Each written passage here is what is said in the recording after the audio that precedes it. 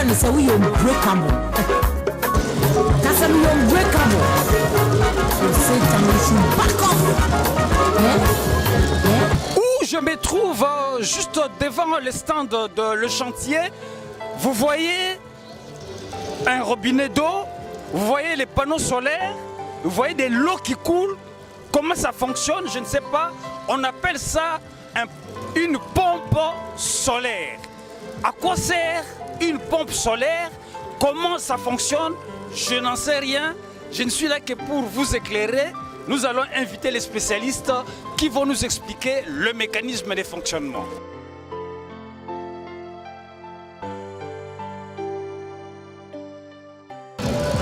Monsieur l'ingénieur, comment fonctionne cette pompe solaire?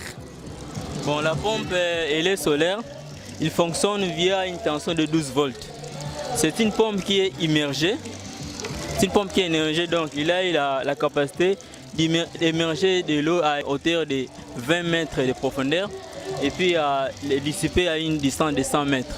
Sa puissance est de 144. Ici, nous avons conçu un kit pour juste illustrer qu'il fonctionne via 12 volts. Donc les panneaux sont présents pour juste nous donner la tension de 12 volts pour assurer son fonctionnement pendant la journée. Mais si vous voulez que le système puisse être permanent, là il faut maintenant attribuer une batterie parce que les panneaux fonctionnent seulement la journée. Donc le fonctionnement est 6 heures de temps tous les jours et l'eau va commencer à couler pour soit remplir votre tank d'après votre demande. Mais les citernes, les kits est dimensionné en fonction de votre externe. La personne qui a une externe de 3000 litres, on aura plus de panneaux, tandis que celui qui a de 1000 litres, les panneaux seront peu réduits. Donc son fonctionnement c'est par rapport aux 12 volts, c'est pour cela qu'il est appelé pompe à émergent solaire. Vous avez installé cette pompe solaire ici à la Fikino et ça marche. Je peux l'installer chez moi à domicile et ça marche? Oui, les pompes est immergée, il fonctionne via une tension de 12 volts. Donc, dans votre parcelle, vous pouvez soit juste créer une source de production, là on peut une pompe. C'est une pompe émergente qui prend l'eau à partir de la profondeur de 20 mètres. Donc lorsque vous creusez, vous faites un puits perdu. Grâce à cette pompe-là, l'eau vous sera parvenue partout où vous aurez besoin. Donc il a une capacité de 20 litres par minute et puis la puissance est de 144. Ici, nous avons juste mis des panneaux de 50 watts parce que la demande est vraiment minimisée. Mais pour votre cas, si vous voulez avoir l'utilisation de 3000 litres, nous allons faire un dimensionnement approprié par rapport à votre externe pour que vous aurez plus de panneaux et puis que le fonctionnement suit être 24 sur 24 heures. Bon, j'ai entendu, ceux qui nous suivent sont les potentiels clients et qui ont des problèmes d'eau, que ce soit ici à Kinshasa et à l'intérieur du pays. Un message pour eux? Bon, ici, j'allais juste informer à tous les personnels qui habitent Kinshasa dans les milieux où l'eau est difficile. Grâce à cette pompe qui est vendue dans la maison de chantier, c'est une pompe qui est immergée, mais il fonctionne sous 12 volts.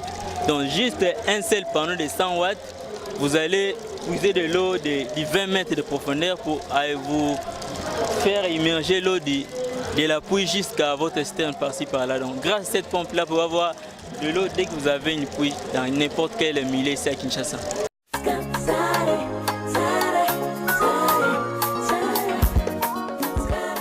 Ndeko ingénieur, awa na Fikino to tourner, to moni qu'il y a un sérieux problème ya mai.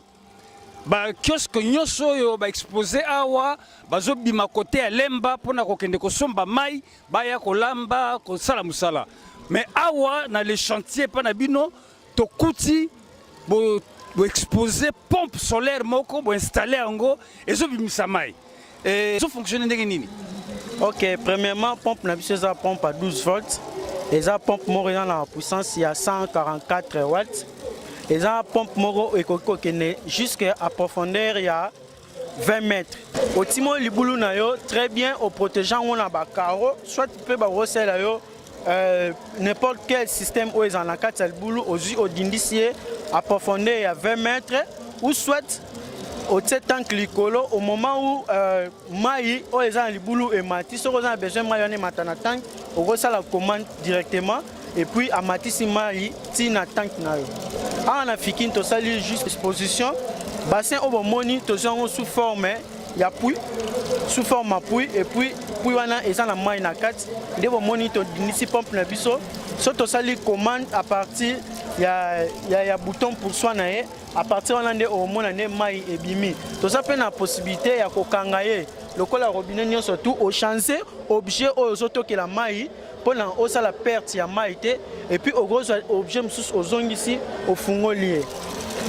Voilà. Monsieur l'ingénieur, le rôle a installé pompe solaire oyo awa na fiki mai ezobima. Ngai nanda ko pa na ngai. Na ko installer on peut mai ezobima. Oui, c'est possible, c'est possible. C'est possible to sala ngo pa na yo. D'ailleurs to sala ngo déjà et pas bato ebele o baza ana kin centre puis o baza na ba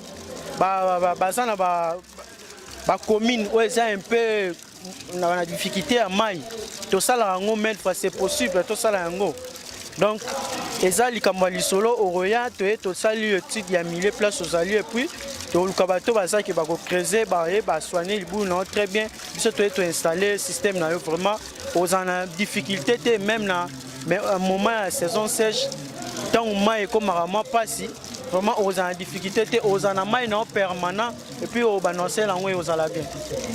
Monsieur l'ingénieur yoza kinois lokola ngai tant toujours la télévision ba journaux télévisés populaires wana à chaque édition kaka problème ya mai biso awa na place tel biso awa place à mai maman Olive tel la biso makambo yo ba député na biso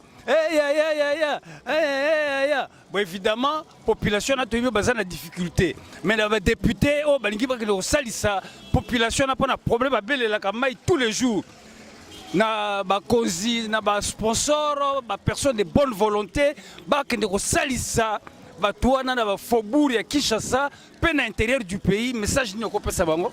Oui, message ezaka monko, message ezaka monko kolela na TV oui c'est bien. Mais kolela ngope etoro ba esa kolela moko ozole la maison que non na mon pepe mutoyo kaote. Mais au moment où eza ke basangani baza na possibilité ya au mona biso pona eloko oyo. Et ça te que non pe ka l'état atela bango bango moko pe na quartier na bango. Bako pe ko s'organiser ba moni biso to saleli bango eloko oyo et vous permettre bango vraiment baza na difficulté à maïté.